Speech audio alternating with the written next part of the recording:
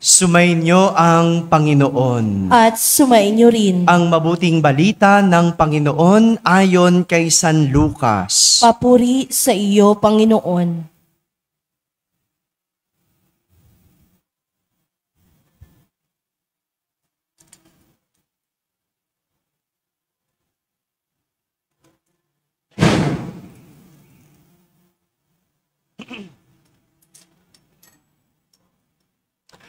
Noong panahong iyon, nagmamadali ang mga pastol na lumakad patungong Bethlehem at nakita nila sina Maria at Jose at ang sanggol na nakahiga sa sabsaban.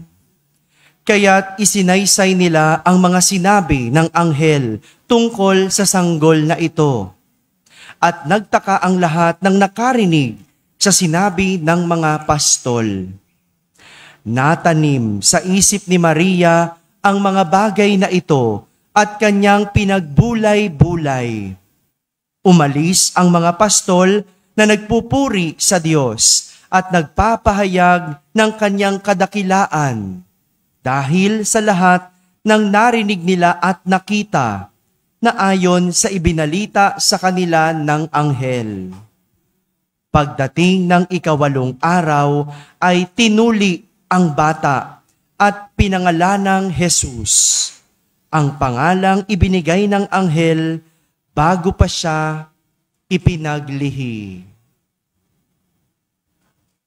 Mga kapatid, ang mabuting balita ng Panginoon. Pinupuri ka namin, Panginoong Hesukristo.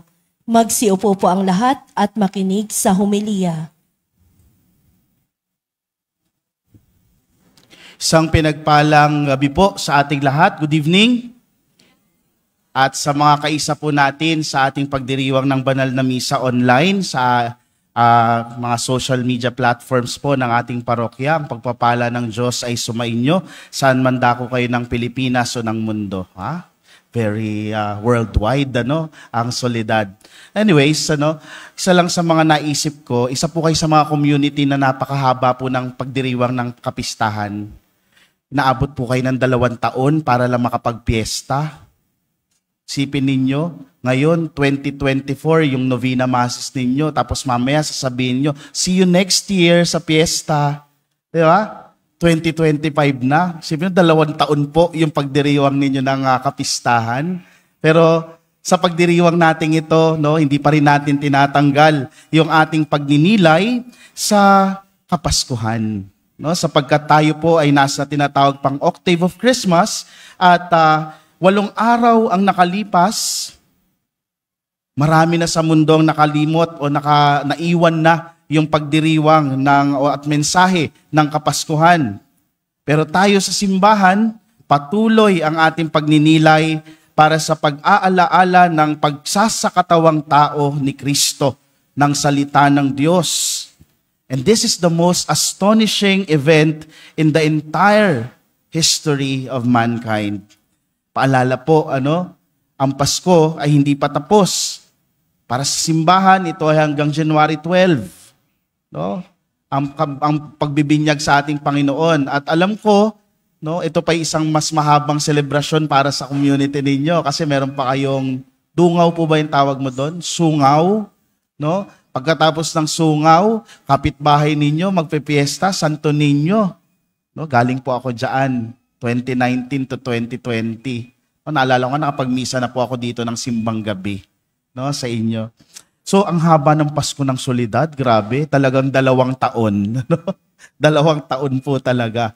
But, sa atin, sa mga Pilipino, napaka-extended ng ating pagdiriwang ng Pasko. Yung iba nagsisimula September 1 pa lang, dumungaw na si Jose Marichan. At natatapos tayo January, patapos ng January. Ngayon pong araw na ito, ay sinisimulan na natin ang pagdiriwang ng kapistahan ng ating mahal na ina bilang ina ng Diyos. Isang doktrina na itinuturo sa atin ng simbahan. Mary, Mother of God. Bakit po? Ano po bang meron sa January 1? Sa araw na ito ay ang 8 araw ng pagsilang ng ating Panginoong Hesus. Ayon po sa aklat ng Leviticus, ang mga ina na nagluwal ng lalaking anak ay magiging unclean, no? Dahil sa pagdurugo na dinanas sa pagpapakanak, at sila'y considered na marumi sa loob ng 7 araw. At yan ay kapag lalaki yung anak. Mas mahaba po pag babae. Sa 8 araw lang sila pwedeng magpunta sa templo at ipatuli ang bata at bigyan ng pangalan ang bata. Kaya maririnig natin ito, no, yung ritual of purification ngayon sa ating ebanghelyo. Dahil dinala na nila Jose at ni Maria si Jesus sa templo, ipinatuli at binigyan ng pangalang Jesus. Ayan. Sa pagbibigay po ng pangalan sa bata, dito pa lang nalalaman ng lahat na isang ganap na ina ang babae. No? Sa 8 araw o sa atin ngayon, January 1, naging official na ina si Maria para sa mga kapatid nating Hudyo, no, sa pananaw nila. At ngayon tayo, ipinagdiriwang natin bilang si Maria, ang ina ng Diyos. Sa January, naging official na ina ni Jesus si Maria o ina ng Diyos. Dahil alam natin at sa pananampalataya natin, si Jesus, ang nagkatawang taong salita ng Diyos, ay Diyos mismo at Diyos na totoo. Ano naman po ang koneksyon ng 8 araw sa bagong taon? Ang January 1 o ang 8 araw mula sa kapanganakan ni Jesus ay hudyat ng bagong simula. Para po sa mga kapatid nating Hudyo, 8, 8, ang bilang na 8 para sa mga Hudyo ay nangangahulugan ng panibagong simula. God created everything in how many days? 7 days. And so after He rested on the 7th day, panibagong simula ang 8 araw. Yeah? Dahil nilikha ng Diyos ang daigdig, 7 araw, 8 araw ay bagong araw para sa atin. Ano? Ito ang dahilan kung bakit 8th day din ang Sunday na ipinagdiriwang natin. A new day of creation dahil sa pagkabuhay ng ating Panginoong Hesus. Ang January 1 talaga, no, para bukas sa atin na magkikita-kita next year, no? Magkikita-kita tayo next year kasi bukas may special day po tayo, tama ba? No? Diba, Father, installation ng ating bagong pura paroko. So nandito pa rin kami bukas. Kasi batchmate ko po. Kami lang po magka-batchmate ni Father, kaya naman hindi po pwedeng wala ako dito bukas. So see you next year talaga ang drama natin. Ano? So 8 days, no? At ngayon na marami nagdaan, 2024, marami nangyari. I'm sure merong magaganda, merong hindi masyadong magaganda, no? Sana masabi natin na matatapos ang 2024 na maayos dahil sa awa ng Diyos. At sana masabi din natin na magsisimula ang ating taon sa patnubay ng ating mahal na ina, Nuestra Señora de la Soledad, na gumagabay sa atin sa pamamagitan din ng awa ng Diyos. Ano? Kagaya ni Maria sa ating pagbasa, patuloy nating pagnilayan ang pagkilos ng Diyos sa ating puso. Bakit? Para kay Maria, hindi naman naging malinaw lahat no? Noon pa lang nagsimula sa Annunciation, hanggang siya ay makapanganak kay Jesus, kahit hanggang sa paanan ng krus, hindi naging malinaw sa ating mahal na ina ang lahat. Marami siyang tanong, marami siyang mga agam-agam. Para kay Maria, hindi naging malinaw ang lahat ng pangyayari. Bakit mga mahirap na pastol ang mga unang bumisita sa kanila? No? Bakit sa sabsaban ng anak ang ating mahal na ina? Ano ba ang gagawing misyon ng kanyang anak para sa ikaliligtas ng lahat? Ano ba ang magiging papel niya bilang ina ng Diyos? Marami din siyang tanong kagaya natin sa pagharap natin sa bagong taon. What will happen this 2025? Sa pagbubukas ng taon ng hubileo, ng pag-asa, talaga bang mararanasan ba natin ang pag-asang ito? Magiging maayos ba ang aking pamilya? Magiging okay ba ako sa aking pag-aaral? Magiging okay ba yung aming trabaho, yung aming business? Ano bang dapat kong gawin sa susunod na taon? Mga minamahal kong kapatid, kagaya ng ating mahal na ina, ang ating patrona, huwag tayong matakot. Kumapit tayo sa salita ng anghel sa mga pastol. Huwag kayong matakot. Yan ang sabi ng anghel. Paulit-ulit na bilin ng anghel ito ng Diyos sa mga taong kanyang kinausap. Kay Jose, kay Zacarias, kay Maria, at sinasabi rin sa atin ngayon, huwag kang matakot. Kumapit tayo sa salitang ito ng Diyos sa pamamagitan ng anghel. Ngayon isinilang sa inyo sa bayan ni David ang tagapagligtas na si Kristong Panginoon. Siguro ito'y magandang paalala sa bawat isa sa atin sa pagharap natin ng bagong taon kasama ang ating mahal na ina. Una, hindi tayo mag-iisa. We will never be alone. Huwag tayong matakot dahil hindi naman natin mag-isang haharapin ang mga katanungan natin at pangamba sa haharapin nating bagong taon. Isinilang na ang ating tagapagligtas at kagaya ng kahulugan ng pangalang Emmanuel, God is with us. Sumasa atin at sumasa atin pa rin, pinipili pa rin ng Diyos na sumaatin sa pamamagitan ng ating Panginoong Hesus, lalong-lalo na sa Eucharistia. Isinilang na din sa mga puso natin si Jesus. Hindi niya tayo iiwan, kagaya ng hindi niya pag-iwan sa kanyang mahal na ina. Pangalawa, bukod sa hindi tayo mag-iisa, no? Madalas nating sagot pagka kinakamusta tayo, ano ba? Kamustahin mo ang katabi mo. Kamusta ka? Pakisabi mo sa katabi mo. Tingnan mo yung muka. Gising pa ba siya? No? Mukha bang nalugi siya ngayong 2024? O mukhang masaya naman dahil blooming sa love life? Ganyan, ano? Sana all. Ha? Di ba kadalasan pong sinasagot natin kapag kinakamusta tayo sa awa ng Diyos nakakaraos. Sa awa ng Diyos. Sapagkat yan din yung isang magandang paalala sa ating pagdiriwang ng ating ikasyam na pagsama-sama sa Misa Nobenaryo. Maawain ang Diyos. At yan yung hinding-hindi magbabago. Ang pagliligtas ni Jesus ay kinatuwa ng mundo dahil ito ang pagpapahayag ng awa ng Diyos. May awa ang Diyos. O yan, nasabi mo sa katabi mo, may awa ang Diyos. Ha? Malalampasan din natin ang mga pagsubok at hamon ng bagong taon sa awa ng Diyos. Ito po ang tinuturo sa atin ni Maria. Palagi niya tayong inilalapit sa ating Panginoong Yesus. Siya na awa ng Diyos. Siya na hindi nang iwan sa atin sa kahit anong pagkakataon. Bilang ina ng Diyos at bilang ina rin nating lahat. Ito po yung ihilingin nating grasya sa ikasyam at huling araw natin ng pagmimisa nobenaryo sa ating mahal na ina na ipanalangin niya tayo sa ating Panginoong Yesus.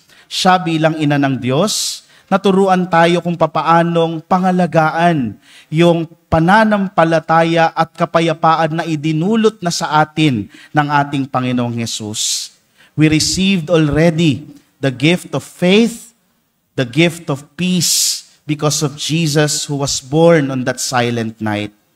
Just as she took care of the baby Jesus, sana pangalagaan din natin itong mga biyaya na meron na, ibinigay na sa atin. Kagaya ni Maria, naway matuto tayong tanggapin si Jesus palagi, araw-araw sa ating mga puso. Na palagi nating pagsumikapan, nakatagpuin si Jesus hindi lamang sa mga sakramento kung hindi sa bawat pagkakataon ng ating buhay. Naway maibahagi natin si Jesus. Naway maibahagi natin ang awa ng Diyos na nagkatawang tao. Tulungan nawa tayo ng ating mahal na ina at huwag tayong iwan sa pagpadala o pagdadala ng presensya ni Jesus sa bawat isa. Sandali. Nais ko lang pong kunin ang pagkakataong ito upang pasalamatan po ang ating punong tagapagdiwang sa huling nobenaryo po ng ating pagdiriwang para sa kapistahan ng mahal na inang Soledad. Ang atin pong panauhing pari ay aking batchmate at classmate. Siya po ang chaplain ng Miraculous Medal Chapel sa loob po ng National Center for Mental Health sa Mandaluyong. Siya po ay si Reverend Father Arnel Calata Jr. Soledad clap nga para kay Father Arnel. Ganyan. Opo. Si Father Arnel ay classmate ko po sa Holy Apostles Senior Seminary. Ang seminaryo po namin, kasama ni Father Dave Concepcion, Father John Barro, ni Father Douglas Badong, ay seminaryo para sa mga late vocations. Ibig sabihin po, nakapagtapos na po ng pag-aaral sa labas ng seminaryo, may college degree, nakapagtrabaho, bago pa tinawag ng Diyos. Si Father Arnel po ay dating medtech. Medtech po sa Manila Doctors. Kaya bago po siya pumasok ng seminaryo, siya po ay medtech. Kaya kung sino man po nag-iisip na pumasok sa seminaryo, kahit nagtatrabaho na, pwede pa. Hanggang 40 years old. Mula 25 to 40 years old.